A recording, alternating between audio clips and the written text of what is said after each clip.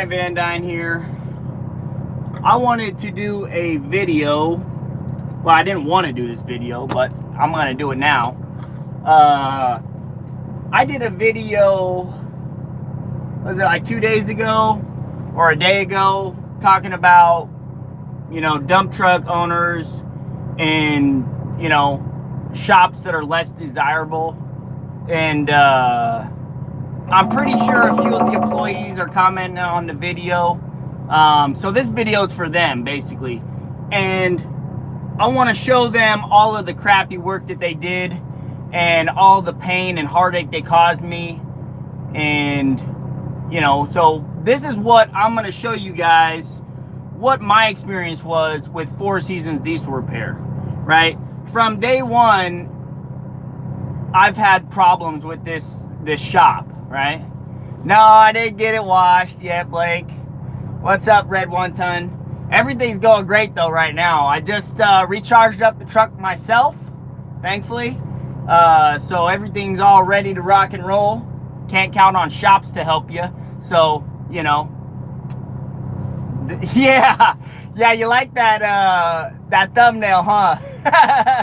It looks all super shiny.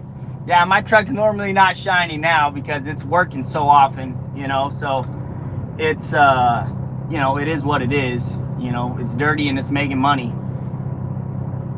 Shops don't want to help, they just want your money. Amen, right there.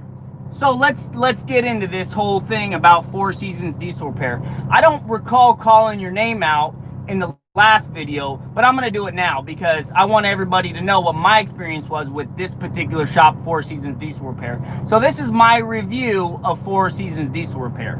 I bought my truck, this dump truck right here, in April, and my first day of work was in May after I got the wrap done. It looked super shiny just like the picture.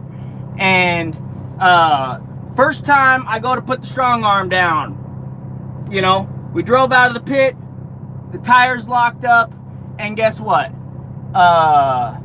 It just ghosted a pair of tires right there, So I call up Earl from Columbia, and Columbia is a great company, They took care of the problems that I had, because Four Seasons Diesel Repair couldn't figure them out. So I had to take it all the way back to Oregon to get the truck worked on. So that's one of the things that, that's one of the strikes right there. They couldn't figure out the problem, so I had to take it back to the manufacturer. So the first day, tires locked up, low nitrogen sensor was going off. Took it to Four Seasons Diesel Repair because they were supposed to be approved by Strong, right? So we took the truck there. They were local. I was super happy about that. Scott seemed like a great guy, and he is a great guy. But he didn't like answering my phone calls. Maybe it's because he was busy or something, or maybe he just doesn't like me. I don't know. Whichever one you want to pick one. I didn't get my phone calls answered very often. It was always, I call 3 times and then wait like 4 hours and then maybe get a text back or something, But anyways, Columbia reached out to them. I reached out to them. Let's get my truck fixed. So I bring it in there. I had to cancel that whole day's worth of work, basically, right? Because the strong arm wasn't working. So Four Seasons Diesel Repair had my truck for 1 or 2 days, and their diagnosis was that something was messed up with the cylinders, right? So they had to get 2 new cylinders from Columbia, which that was under warranty, right? Apparently the valving was wrong, or according to them, that's what was wrong, right? So that was their diagnosis, which it turned out not to be that. So they probably put 2 perfectly good cylinders, they probably changed them for no reason. And then, let's see, I took the truck out the next day and it had the same problems. After they had said that they tried it multiple times, up, down, never had an issue with it. They didn't fix the problem. And also, when I got the truck back from them replacing the cylinders, I'm going to show you the first major thing that really pissed me off about Four Seasons diesel repair. I'm going to take you guys outside the truck and I'm going to show you what they basically did to put my truck. It was basically out of service. It would have been out of service for a long time if I wasn't thinking out of the box and I didn't come up with a solution for myself to keep my truck working. Because, you know, shops like that, they don't care about your schedule or your time. They only care about their own time, obviously, right? You seen in the comments in the last video, shops Monday through Friday, call and make an appointment. It ain't, you know, exactly what Blake said. Shops don't want to help you, they just want your money, you know? So let's go for a ride real quick and I'll show you the first thing that screwed up on my truck.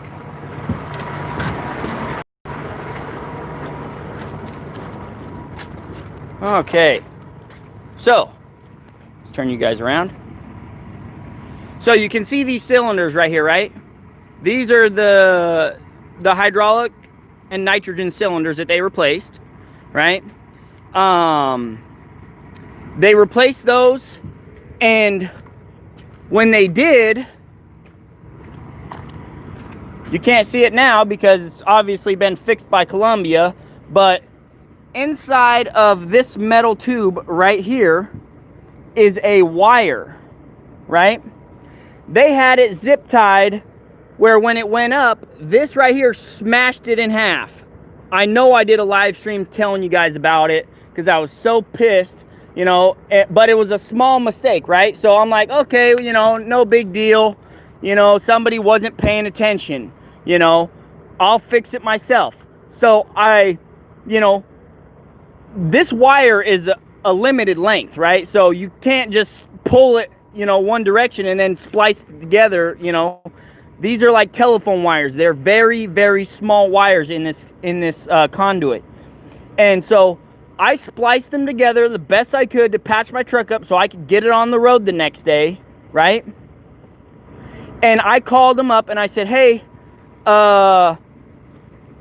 you know, I don't know how it happened, but it happened, big whoop, whatever, you know, but I need a new wire for this low tire pressure sensor, right? So you can see the wire coming out of there. It goes down there. It's a very small wire, and it goes into this tire pressure sensor, proximity sensor is what it's called. And what it does is it senses if you have a flat tire. If you have a flat tire, then it depressurizes the strong arm, lifts it off the ground, not like all the way off the ground, just takes the pressure off, and then it locks the brakes up, right? So the problem they caused me was I had to figure out how to rewire it. I spliced them together, right? But because the wire was so short, I mean, you see how short the wire is. It's not like there's a lot of extra room to work with. So I spliced it together best I could, got it working, you know, and I said, hey man, I need a new wire. You know, you guys, when you put the new arms on, you know, somebody wasn't paying attention when they zip tied it. They had this zip tied to the other side like that, basically, you know, or something. I don't remember how it was zip tied, but it got smushed because it was zip tied to the wrong location. And said, no biggie, you know, it could have happened to anybody. I could have made that mistake, you know. And they're like, okay, yeah, no problem. We'll get you another one. Okay. So meanwhile, I'm operating with the strong arm that, you know, every once in a while, the wires are not making good contact and comes off the ground, right? Not that big of a deal, right? But this went on for over a month because they told me that they had a wire getting sent to them, but they never did. They lied to me about it. So meanwhile, I'm over here thinking that, oh yeah, I'm going to get my replacement wire any day now. A month goes by and I'm still having problems all the time with the strong arm not wanting to go up. Partially because of them ruining the wire. Partially because they couldn't diagnose the problem with the valving in the valve in the front of the dump truck. Not anything to do with any of these cylinders or anything. Also, so when they replace these cylinders, this half moon pin right here, if you look on the other side, that pin has, it's a half moon, right? So the pin basically looks exactly like that, right? Instead of lining it up, they just pounded the damn pin in and busted this thing off the back. And it was just barely hanging on there, right? So that's the second thing I had a problem with them doing. Their attention to detail is so poor, you know, they just slam things together and slam them apart. I mean, what do you want me to say? Like, that's my experience. You know, so they smashed the wire, they, you know, when they put the pin in, they screwed that up. So that's one other thing Columbia had to go back and refix that they did. Let's see. I had multiple days where I was out on the job, and I have seen the live streams. You guys seen them. I did several live streams when I was on the job and the stupid strong arm was malfunctioning. A lot of that was because Four Seasons Diesel Repair does not know how to diagnose problems. Like, you know, they could have just opened the valve box up and, you know, figured it out, but they weren't figuring it out. They had these stupid little things they would come up with, like, oh, it's the solenoid, right? So they were getting kind of close, but they weren't finding the problem. They were throwing parts at it. And that's one of the things I hate the most about mechanic shops like Four Seasons Diesel Repair, is they don't know how to properly diagnose problems. They throw parts at things until they find the problem, which sometimes that works out for some people. You guess and you get it right the first time, awesome, good experience, you know, cool. But sometimes you get problems like this that are kind of a ghost problem, and, you know, their lack of technical experience in strong arms really shows, because they had poor diagnosing skills. They couldn't diagnose it, right? And that caused me several thousands of dollars in downtime. Thank you, Four Seasons Diesel Repair, for that. Because I should have just taken the truck all the way back to Columbia, the body manufacturer, so they could fix it the right way the first time. Which, you know, they eventually got it fixed. Thank goodness for them. But Four Seasons Diesel Repair having to work with this, you know, Jippo shop that's been there, that recently opened. They haven't been open that long, apparently, like 1 or 2 years. But, you know, I heard some good things about them, tried them out. They cost me thousands of dollars in downtime, you know, and Columbia is the one that ended up forking out the money for the downtime, which, thank you, Columbia, for getting the truck fixed and getting it back on the road the right way, you know, and, you know, making up for that downtime. I really appreciate that. But, you know, honestly, I think they should go after Four Seasons for some of the shady work they did. You know, replacing the cylinders that probably didn't even need to be replaced, breaking the wire, smashing that pin out. I mean, I don't know what Four Seasons charged Columbia, but if I was Columbia, I would go back at Four Seasons and say, hey man, you know, we need to make this right. Like, we had to shell out $25,000 because you guys diagnosed it wrong and had the downtime so long. You know, that was part of it, you know. So that's my experience with Four Seasons Diesel Repair. I don't want to keep you guys too long, and I don't want to sound like I'm ranting, but I'm ranting right now because, you know, when somebody comes into my video, that I didn't mention any names. I'm pretty sure I didn't mention any names in that video, right? They come into my video and they start, you know, saying, oh, you know, you're talking crap about mechanics. Let's see, you know, how many mechanics want to work for you. It's like, well, if you would have did your job in the first place the right way, you would have got a good review from me, you know. But you cost me thousands of dollars and severe amounts of downtime and headache because you're supposedly on call. Scott told me I could call him whenever, you know, and then he just never answers the phone, you know. So what prompted this video, Blake, is them coming on my other video and, you know, trying to trash talk me. You know, that's what it stems from. When I did the video, I'm like, you know, they had 3 people standing around. I didn't name any names. I don't recall calling the shop out on my video, but you brought this on yourself by coming into my comments and acting like a Karen. You know, if you want to come at me and tell me how I'm going to have problems finding mechanics, you know, you're not the only mechanic shop in town, for one. And number two, you know, I do most of the work myself on my trucks anyways. You know, all my videos show that, you know. Yeah, exactly what Blake said, you know. So, you know, I know a lot of great mechanics, a lot of good shops that do real work and they diagnose real problems.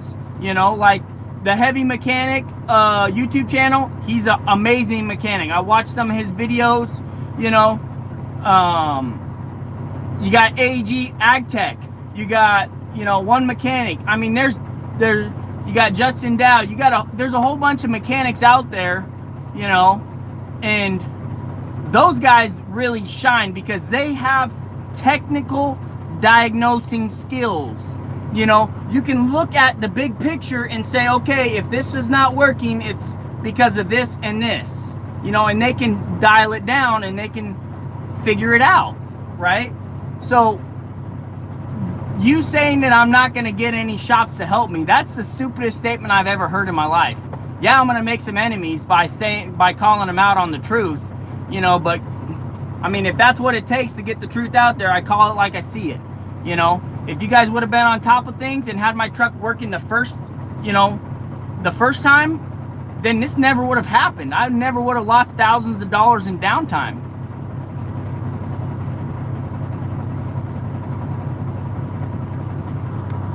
A lot of good mechanics I know say they don't get paid to diagnose, they get paid to fix. Yeah, that's true right there, Blake. I mean, that right there is spot on too, you know. Like, you know, I don't know. I have a set of mechanics that I like to use, and, you know, if they don't know what the problem is, they tell me. They're like, hey, Brian, I really don't have a single clue on what is making this thing tick like this, but I'm not going to charge you to figure it out, but I will charge you to fix it, you know. But they're not going to throw parts at it. Yeah, you got that right, Vic. You got that right. I feel like Vic right now. Peterbilt been good, it's the body that sucks, right? No, the body's been great now. The body, I've never had a single problem with the body. It was the strong arm that I had the problem with the whole time. And 4 Seasons Diesel Repair was worthless in figuring out the problems. Columbia finally got it, you know, they got the truck for 2 weeks straight and they were able to figure it out, you know, and they made it right with me. You know, they cut me a check for 25 grand for making it right, you know, for the downtime I experienced. You know, if I would have just taken the truck straight to Columbia and let them have it for 2 weeks the first time it happened, I probably wouldn't have had all the downtime and all the frustration that 4 Seasons caused me, you know. So, I mean, if you guys watch this video, you can talk to whoever you want. I mean, you know, I already know I got people that hate me, you know. No big whoop here, you know. I'm still in business. Guess what? And, you know, my customers love the work I do. I'm a hard worker. I go to work, you know, I do my job, you know. You should try it sometime, you know. You should try it. You know, I'm not trying to make any enemies in the trucking business because I know you got friends in the trucking business. But guess what? You know, I hate to say it, but I'm going to call it like I see it. Man, you're lucky you can drive a truck tonight. I'm actually not driving it. I just came out here to do the live video, you know, because I'm just sick and tired of, you know, shops that take advantage of small business owners like myself. That's what that's what gets me the most, is the shops that try and take advantage of small business owners like myself. You know, the mechanics that, you know, are good mechanics, Apple is one of them right there. That guy You know, he fixed my frame. It didn't work out. Guess what? He took it back and he fixed it on his dime, on his time. It wasn't on my time. I didn't lose any days because he hopped right on it and got it taken care of. I mean, there are mechanics like that. Shout out, Cody. I know you don't want to be in any videos and stuff, but, you know, I'm just going to give, you know, I got to give credit where it's due. You know, if a mechanic is good, Cody's a good mechanic. You know, Axle Surgeon is a pretty good mechanic. You know, I got, what's that leaf spring place? Right Way Spring. They're great. Get Spring is a great place too. They're a little bit slower on responding, you know, but that guy's a busy guy. What's up, AgTech? I mean, there are hundreds of great mechanics out there. But, you know, my experience with Four Seasons was horrible, you know. And if you want to try and call me out on my comments on my video, I'm going to do a video about it. And I'm going to shed the light of my experience. And that was my experience, 100%. I almost got put out of business because of a local shop. Luckily, I was able to get the Sterling and had great companies to keep me going. Yeah, I mean, Blake, right there, Blake, you know, me and him talk a lot, and he had this experience. I'm going to share it, Blake, just because it's a great story. So, Blake had this, is it a Freightliner? That red one? What is it? Can't remember what it is, but he paid him to put a motor in it, and then it basically blew up like a week after, or like the same day or something. International, that's right, international. Basically stopped work. Was it the same day? I can't remember if it was the same day or the same week. It like basically took a crap and died. Like started making funny noises the day I got it back. Yeah, see, so he took it in, he paid him like 20 grand or however much the motor was. He got the truck back and it was making funny noises. And he's like, hey man, you guys, I don't know what you did, but this motor is not right, you know. Oh, that's not our fault. I mean, we just did what we were supposed to, you know. That's on you, man. It's like, wait a second here. Like, I paid you guys to put a motor in it, and I drive it home and it's already making noises. Like, that ain't right. Fix it, you know. And they wouldn't do it. They didn't fix it. They didn't make it right. You know, he was out all that money and all that time. That time was valuable time he lost in his business that he could have made thousands of dollars. That's exactly what I said. And they told me, oh, sorry, we don't do rebuilds. You know, those are the shops right there that, I hate to say it, you know, but there are shops out there that will be out there and they will try and put you out of business, you know, because they don't know what they're doing. You know, they claim to know what they're doing. They don't know what they're doing. They pay these, you know, rookies that don't know what they're doing to work, to wrench on your stuff, and they don't even know how to turn a wrench, you know. I'm just gonna say it like it is. Yeah, Blake. Yeah, and so Blake, being, you got some balls, Blake. I'm not even gonna lie, dude. You impressed me so much when I seen those pictures. He freaking changed the motor in his driveway. Like, that is the spirit and the heart of a business owner that is like, a penny saved is a penny earned, you know, like, that's the spirit of, you know, I'm not gonna quit no matter what. I'm gonna go for it 100% balls to the walls and nobody's gonna stop me, you know. And Blake, mad props to you, dude, for changing that motor in the driveway. I remember watching the video of you first fired it up and that thing was like pop, pop, pop, pop. I mean, it sounded so good. I was just like, I was so happy for you, man, to get that thing back on the road, you know. I remember those days, man. Yeah, hopefully you canceled the payment. 20 grand for a motor. What kind of motor was it? I can see paying that for an engine. but not a motor. LOL JK. Yeah, I don't know the difference between motor and engine for words. They mean the same to me. Yeah, I mean, I just remember, Blake, dude, you were like, yeah, dude, this was my Hercules, you know, your little ratchet, you know. He's like, I rebuilt that whole thing with this Hercules. And I was like, dude, this guy's a baller, man. This guy, you know, he got some credit. And I wear your shirts, dude, because I'm like, I look up to this guy. You know, he actually, you know, he was willing to go the distance to make it happen, you know. You know, so I think that is so cool, you know. It sucks big time that you had to do that and you had to go through that, you know, but I'm glad you made it through it, you know what I mean? That's what it's all about. Yep. I mean, and we business owners, man, we're on a roller coaster, right?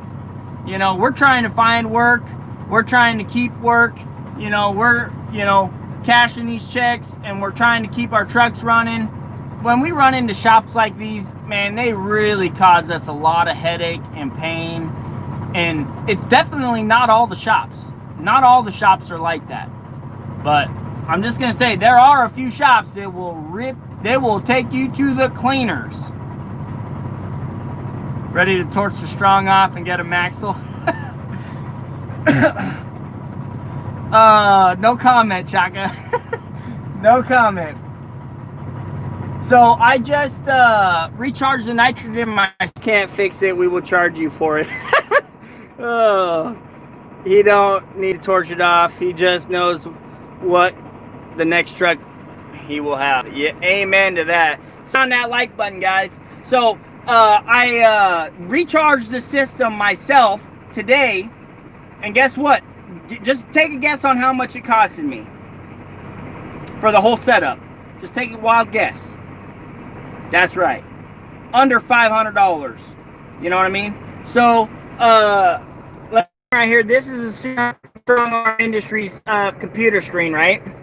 So over here in systems, it tells you all the data, right? So estimated nitrogen 14 will refresh. So, you know, basically, I was putting it up and down.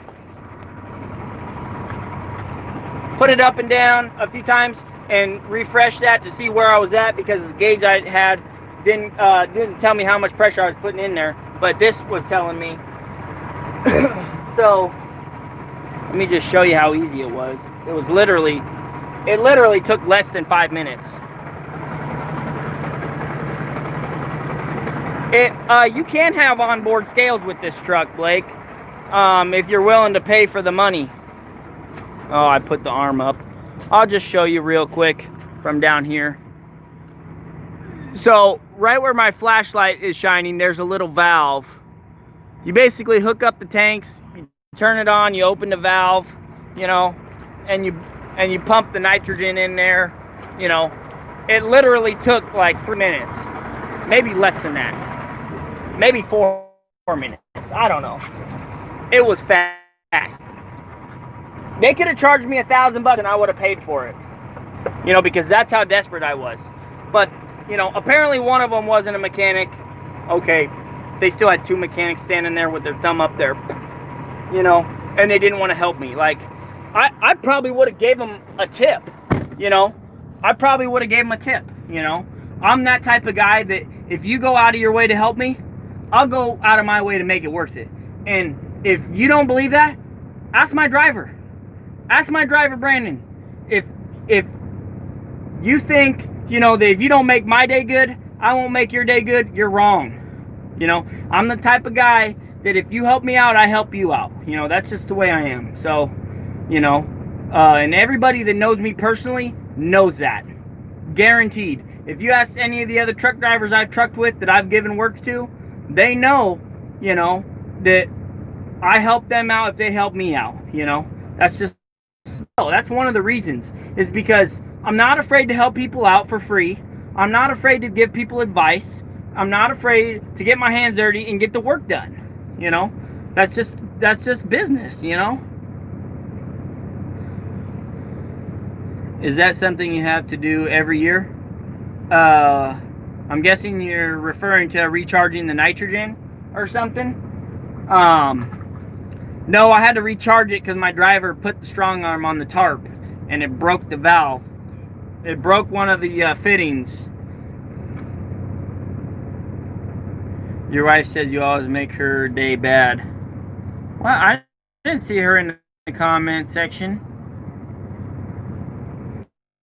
What's up, Grade A Land? I'm gonna add you as a moderator. Boom. Done.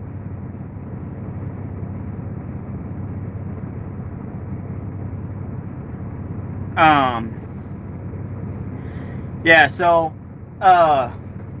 lost my train of thought, but yeah, no, okay, so the driver put the strong arm on the tarp, you know, which is a bad design. You shouldn't be able to put the strong arm on the tarp, which, you know, that's just one of the things that was a design flaw, you know, and we both knew about it, but my driver forgot he had the tarp back and he put the strong arm on it anyways, and it broke one of the fittings that goes into the cylinder.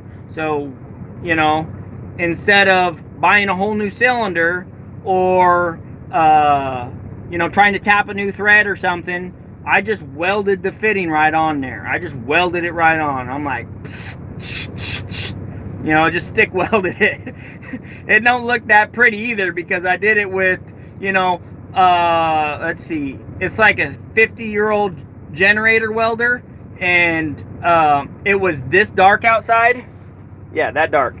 So, you know, Brandon was holding my cell phone with the flashlight on, you know, so I could see what I was, you know, doing.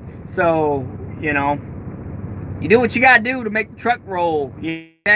I wouldn't say I have work lined up, per se, but I have customers lined up, you know, that work year round, you know, that I've given them 110% the whole year, the whole summer. So I'm kind of expecting some, you know, reciprocation in that, you know, like, hey, I stuck with you all summer, I'm going to stick with you during the winter, so, you know, help me out, you know what I mean? And so I thought it was going to be the slow season. Like, Thanksgiving hit, I had a week off. Both trucks were not working for a week. And then this last week, dude, non-stop. Both trucks running, boom, boom, boom, every single day. Both trucks every single day. And not only that, I had to dispatch 2 other trucks, 2 of my buddies, the past 2 days. Monday, Tuesday, which is today, and I also dispatched one of them on Friday, right? So it's supposed to be wintertime, and I'm still dispatching other people's trucks. Like, I mean, you can call it what it is, but I call it swamped. You know, I thought work was dying off, but it apparently not. It's just gonna keep on keeping on, you know. So, you know, for a lot of people, 2020's been a sucky year, but for me, it's been amazing, you know, and I just can't thank God enough, and I can't thank you guys, you know, for supporting the channel and watching the videos and, you know, subscribing and pounding that like button, you know, and I try and keep up with you guys, you know, in your personal lives. I try and keep up with you guys, you know, and, you know, help support, you know, and I like to keep up with, you know, what you guys got going on too, you know. You know, it's hard though sometimes. Sometimes I don't call, sometimes I don't text, you know, and I'm a very busy man right now, you know. I would think that I wouldn't be so busy, but I'm swamped right now, you know. So, Super Dump's working tomorrow. We have been blessed that we have still been able to get out there, get out here lately. Enjoy the videos, man. Been watching some of your older stuff. Hell yeah, Grade A Land. Hell yeah, dude.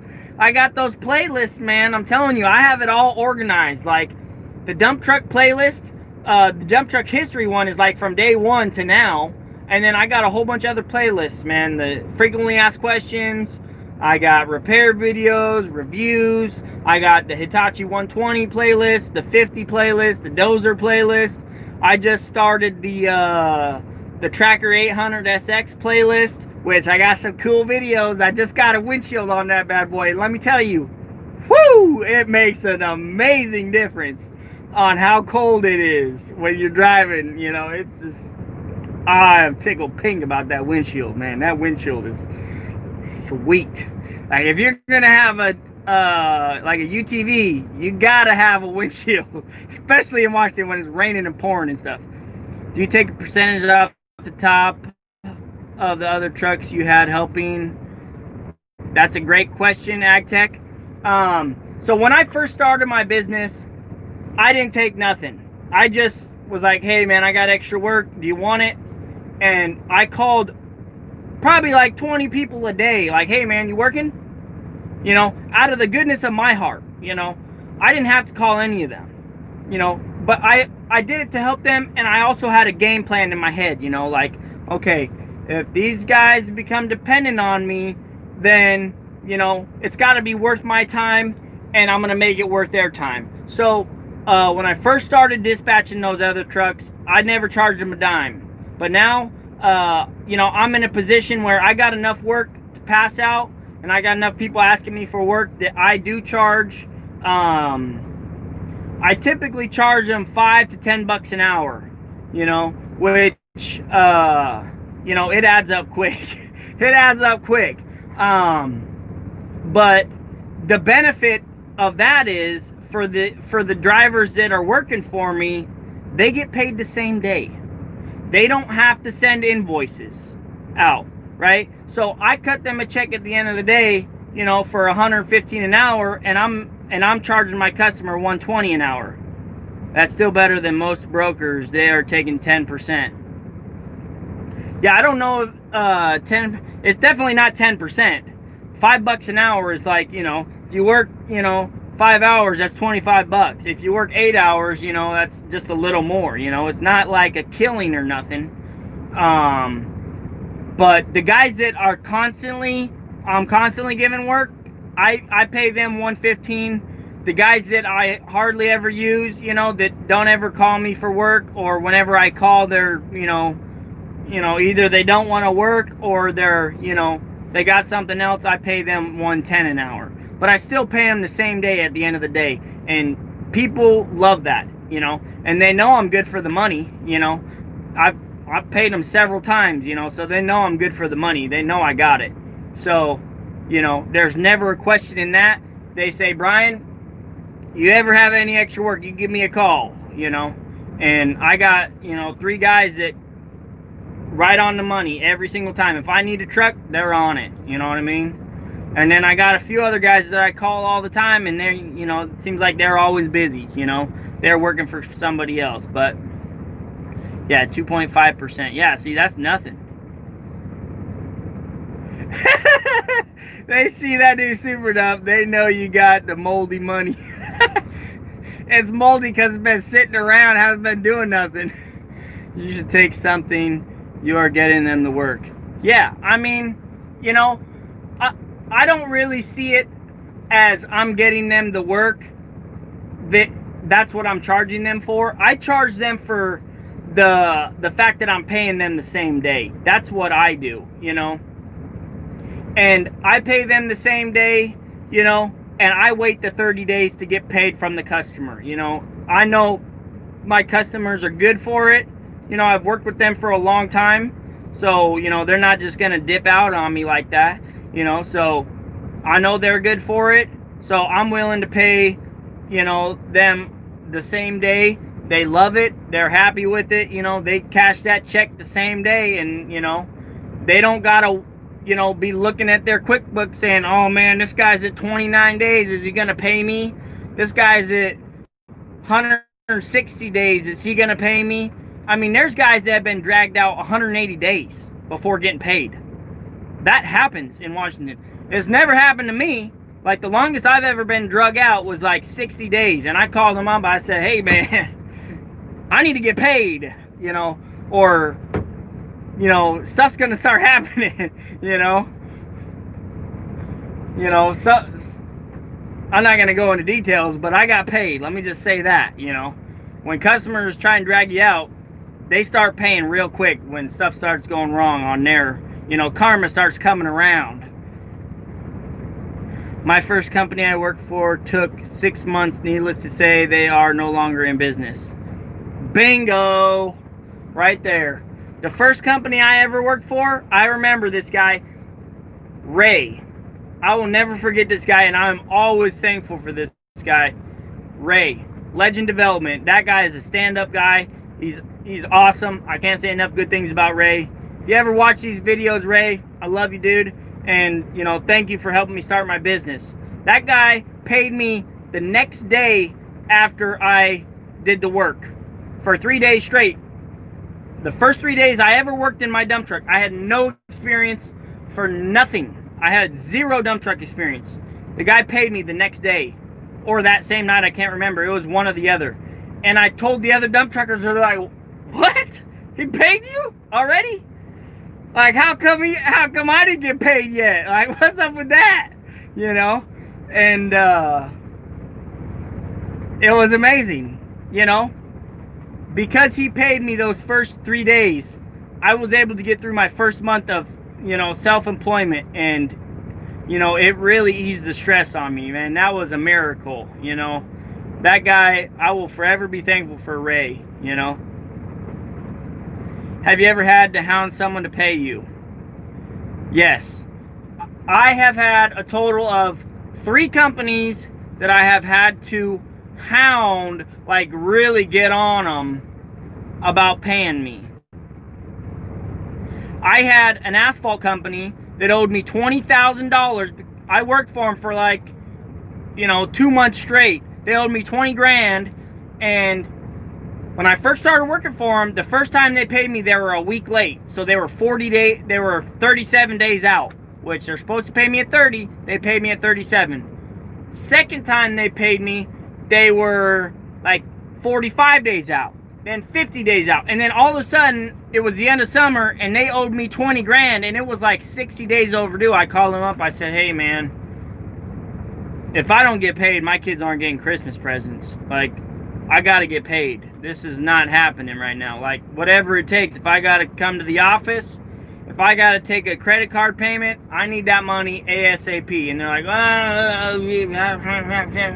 I'm like, listen, I need that money bad. Like, if I got to take a, you know, a credit card penalty for getting the 20 grand, I need it today. I'm going to come to your office. I'm going to sit there. You know, and they're like, well, you don't need to do that. We'll give you a credit card payment. End up costing me $600 to get my 20 grand out of them, right? Because QuickBooks charged me 3.5% for a credit card transaction, which was outrageous, QuickBooks. Okay? Second time that I remember, it was this Russian guy. And I'm not racist. I like Russian guys. I have a good friend named Pavel. Okay? But that's all I know about the guy, so, you know, that's just how I describe him. He was a Russian guy. Victory Construction. I'll call him out because I ain't never working for that guy ever again. My buddy said, hey, you know, I got this job for you. It's up in, you know, Bellevue. I said, okay, I'll take it. $1.15 an hour. You know, I said, okay, I'll take it. I went up there. Got loaded, and the guy was like, okay, I'm gonna sign you out. I'm like, whoa. Okay, you're paying me a 6-hour minimum. And he's like, no. I'm like, yes. I did not just drive 2 hours on my time to make one trip, one load. And he's like, well, I'm gonna call somebody. I was like, yeah, you better call somebody, because I'm calling somebody right now too. I called my buddy up and I said, hey man, he's signing me out after one load. And I'm like, I'm charging him something. I'm not letting him go with just a 30 minutes on the ticket. F that, dude. I drove 2 hours to get up here to work. You can't make me come up here just to work for 30 minutes, and then it wasn't even 30 minutes. He loaded my truck in like 10 minutes, you know? And then like a half an hour to go dump it or something. And I'm like, I'm charging him at least a 4-hour minimum. And that's because I'm feeling grateful. You know, I'm being, you know, all I did was one load. So it's like, I would have felt bad if I charged him a 6-hour minimum for one load, you know what I mean? So, no, it was AC Moat, Jessica. I mean, they pay, but they'll drag you out, man. At least when I worked for them. That was a year and a half ago. I don't know if they've changed. All I know is the summer was over, they owed me 20 grand and they bought 3 brand new trucks and they still hadn't paid me. That's all I'm going to say. That's all you need to know, right? I mean, when you're working for somebody, if they're not paying you and they're buying new equipment, there's something wrong, you know? So, anyways, back to my story about Victory, the Russian guy. I said, I'm charging you a 4-hour minimum, dude. You're not getting less than that. He's like, 2 hours. I'm like, no, 4. Like, I drove 2 hours up here, and then it's going to take me 2 hours to get back home. That's 4 hours. I got 4 hours invested in this. I'm getting at least 4 hours from you, bro.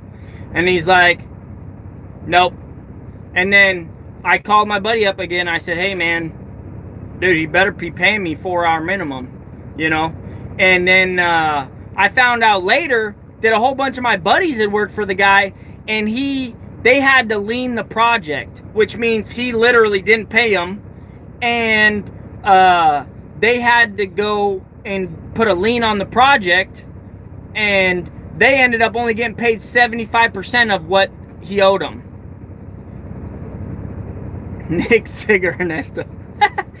I don't know. I think his name was Vlad, but I'm not sure. Don't quote me on that. All I know is that the company was Victory Construction. And I know the companies that don't pay on time because they stay up here. Should have charged a 6-hour minimum for 4 hours in drive time. I should have, Taylor. I really should have, bro. But, you know, you know, if it doesn't cost me that much, I'm the type of guy that's like, okay, whatever. You know, it's not worth my trouble to, you know, really, you know, go for it. So, but anyways, he paid me 35 days out. But that was after he sent me an email saying, hey, I need you to switch your invoice to 2 hours. And I said, not happening. Oh, no, the first one was AC Mowat, the paving company that owed me 20 grand. That was AC Mowat. The second company didn't want to pay me my time. That was Victory Construction. The third company was also a Russian guy, right? His name was Fox Construction, I think is what it was. Fox Construction. I have it saved in my phone, so if they ever call me, it's a beep, you know. And so I did some dozing work for this guy, right? I showed up with my dozer, unloaded it, you know. The text was, this is what the text was. Hey, I need you to come push over 7 piles for me. I said, okay, no problem, 6-hour minimum. That's what I charge, 120, 6-hour minimum. I got to drive to Federal Way, you know, I'm going to have 6 hours in this. You know, he said, okay, no problem. I get out there, it's pure mud, so I push it over, and then he's like, oh, I got trucks going to come in here. I got 20, 30 more loads coming in here. Can you push those out too? I'm like, yeah, no problem, man. 120 an hour, you know, with the 6-hour minimum. You know, if you go over the 6 hours, I'm charging you whatever it takes, you know. And then he's like, okay, no problem. Oh, while you're here, can you push this island out right here? You know, he had this one spot that was basically going into a wetland. I mean, it wasn't marked as wetlands, but I'm pretty sure it was wetlands. And I'm like, no, dude, I can't drive my dozer over there. I'll get stuck, man. It's going to go off. It's going to fall off the edge one way or the other. And he just kept insisting and insisting and insisting. I said, okay, I'll give it a try. But if I get stuck, you're pulling me out with one of the excavators. You're going to have to get an excavator here and pull me out. And sure enough, like after like the 4th or 5th push, you know, the dozer slid off into this trench, right? And I had to grab all my chains out of my trailer, and 2 of the dump truck drivers had to grab their straps, and we had like 50 foot of strap, right? And we had to hook, I can't remember if we hooked both dump trucks together. I think we did. I think we hooked up both dump trucks together to pull the dozer up out of this ditch. And I was so pissed. I called him up. I said, hey, man, I told you I was going to get stuck. I told you it was going to fall off the edge and we were going to have to pull this out. Oh, well, you know, we'll get you out, you know, whatever. Okay, you know, we got it out. I did the rest of the pushing. And then this other Russian dude showed up. And I'm just calling them Russians because I don't know what their names are, guys, right? So has nothing to do with race. It all has to do with character. That's just how I'm gonna describe them, because that's the only thing I know about them, was they were Russian. They were young Russian guys, like in their 20s. And you know, so let's see, where was I? We got the dozer unstuck, and then I'm gonna put you guys in this. That way I don't have to hold the phone anymore. So we got the dozer unstuck, and then I was pushing the piles out. The day was over, right? And the dozer was low on fuel. I put in 8 hours, or maybe it was longer than 8 hours. Maybe it was 10 hours. I think it was 10 hours, or something like that. It was 8 or 10 or something like that. And this other Russian guy came up and started like talking to me like I was like a piece of crap. And he's like, "Hey man, you parked your trailer over here, and you're you know, you ruined this. I had this hydro seed." And I'm like, "No you didn't.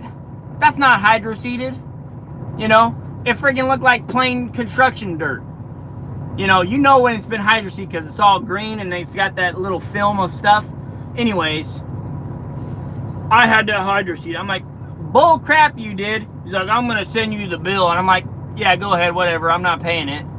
And then he's like, "You can't park your dump truck on this asphalt. I just paid to have this done, and you're gonna crack it." And I said, "Oh really? Like, I've been parked there all day and it's not cracked now." He's like, "Well, I had a loaded dump truck on here the other day and it looked like he was gonna crack it." And I said, "Okay, well, he was a loaded dump truck. My dump truck's empty. That's 56,000 pounds versus 25,000 pounds, right? And my dozer's only 15, so not gonna crack anything. If he didn't crack it at 56, I'm not cracking it at 26, right? You know, and 36 with the dozer on there, or, you know, 40 or whatever. It's still way lighter than a loaded dump truck." And then the dude hops on my trailer, right? And the other Russian guy was like, "Hey man, can you leave your dozer here? I need you to push some stuff out tomorrow. Don't work for Artisan Earthworks or Artisan Homes." You got that? I'll write that in my book. So he was standing on my tilt deck, and I'm like, "Hey man, I can't work tomorrow unless you come with the slip tank and fill my dozer up, because I don't have a slip tank to fill it up." That was back when I didn't have one, you know. And I'm like, "I'm not gonna, you know, go buy a slip tank to fill up my dozer right now, because I don't want to, you know." And he's like, "Well, I don't have a slip tank." And I'm like, "Yes you do. I know you got a slip tank. You got 3 dump trucks and a few machines. You got a slip tank. Don't give me that, you know." And he's like, "Well, I can't fill it." And I'm like, "Okay, whatever, you know." And he was like really pushing me to keep my dozer there. I'm like, "Nah, I don't feel comfortable leaving it here because this jackwagon that was standing on my trailer." And I'm like, "Look, dude, you need to get the hell off my trailer, because I'm loading it up whether you're on it or not. I'm gonna run you over if you don't get off my trailer." Like, I was about to punch this guy in the throat. Like, that's how pissed off I was at this guy. Like, because he had that condescending, I'm way better than you, I'm worth more money than you, I'm, you know, king poop over here, you know. And he had that whole vibe going on, you know. And I was just like, "Look bro, this is my stuff, I own this, you know. Get the hell off my trailer, I'm running you over. I'm loading it whether you're on it or not." And that's, have a good rest of the week, Brian, and everyone else. Yeah, check. You have a good one, AgTech. Not being rude, saying you're putting me to sleep, but these are my kind of bedtime stories. Yeah, I laugh at those characters. Just got in here. What happened with the diesel service, bro? Oh, dude, you're gonna have to go back and watch it, Chris. I'm done ranting about them. I'm on a good story right now, though, about this one guy who didn't want to. Well, first he was giving me such a hard time, you know, about the job. Like, I was supposed to show up with my dozer and push over 7 piles of dirt. Ended up being 7 piles of mud. Ended up getting my dozer stuck after I told him I couldn't do something. He's like, "Just do it," you know, and I did it, and I got it stuck. So I was getting more and more pissed off, right? And then this other jackwagon comes into the picture and starts telling me how I'm breaking his stuff, and I didn't break nothing.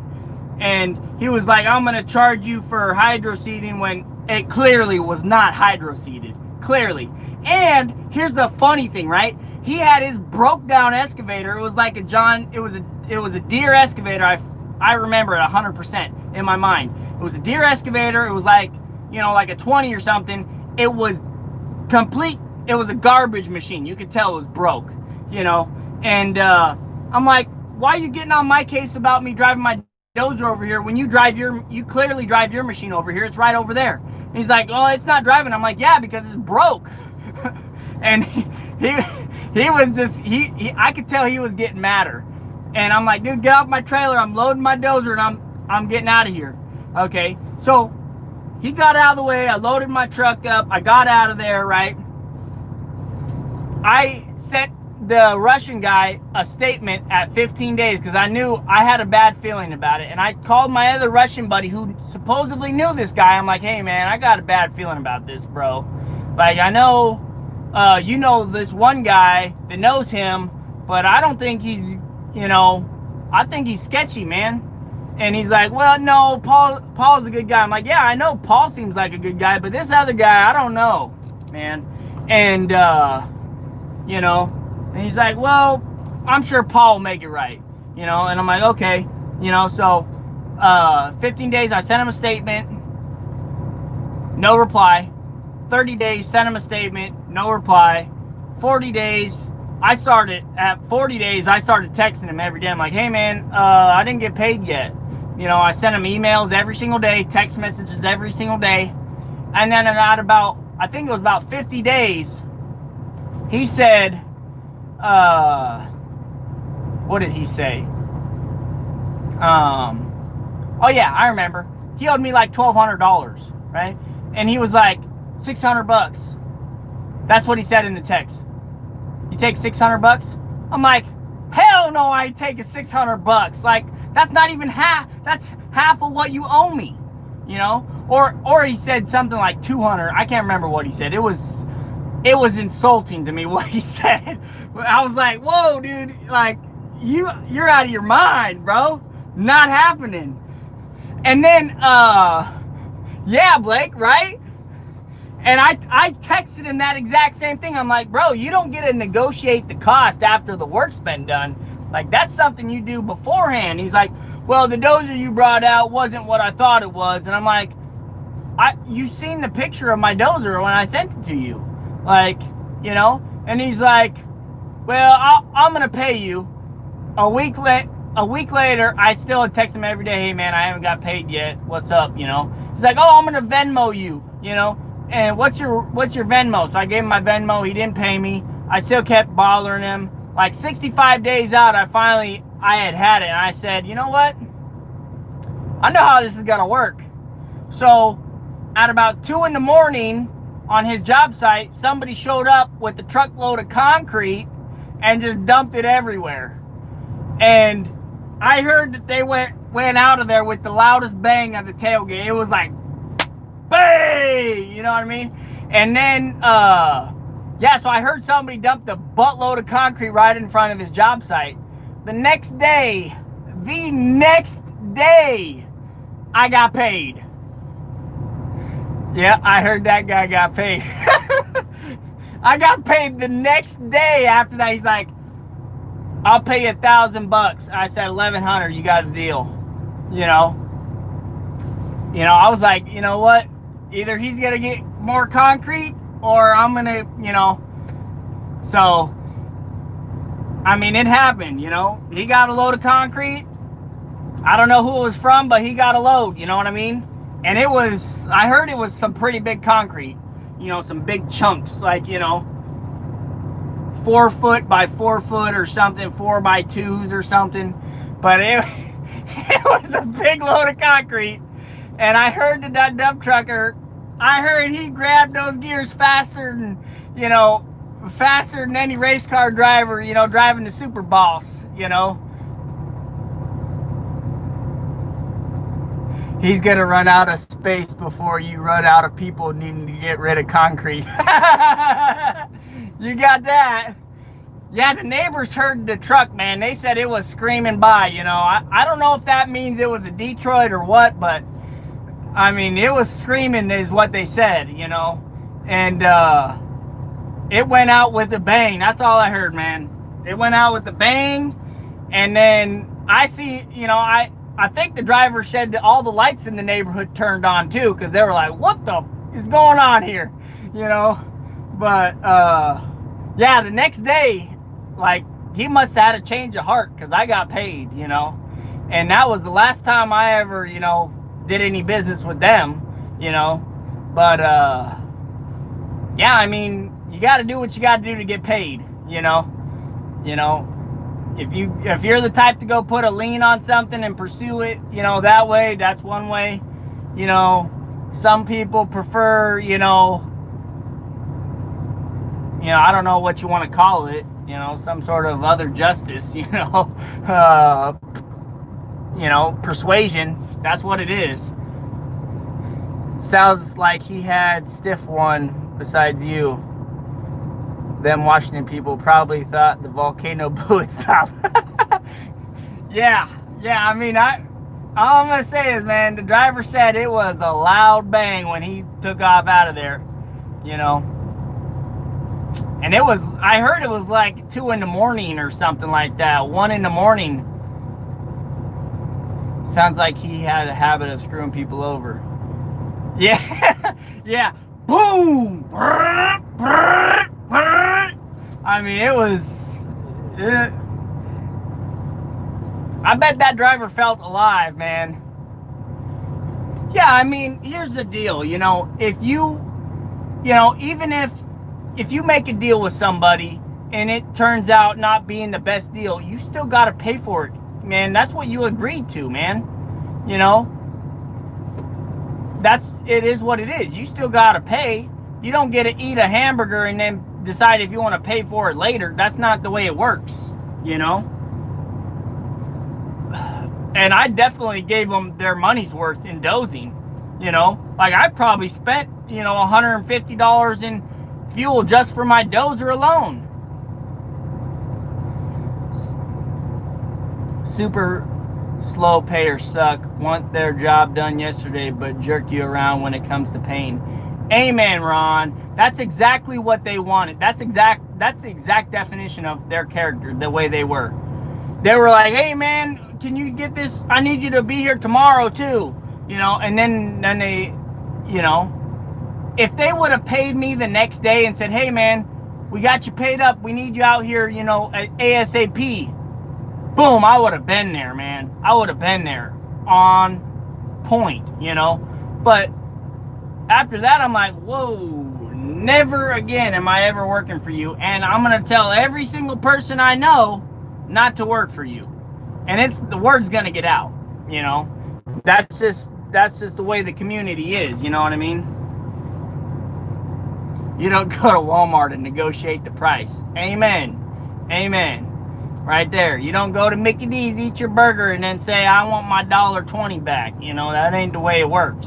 You pay up, you get the service, and the story, you know.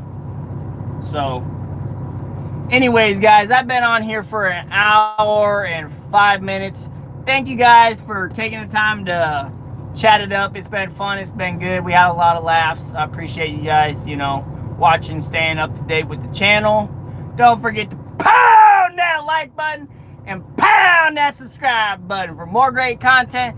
Don't forget to share this video on your social media site of preference so we can show the world how awesome Four Seasons Diesel Repair Service is. And I'll catch you guys on the next one.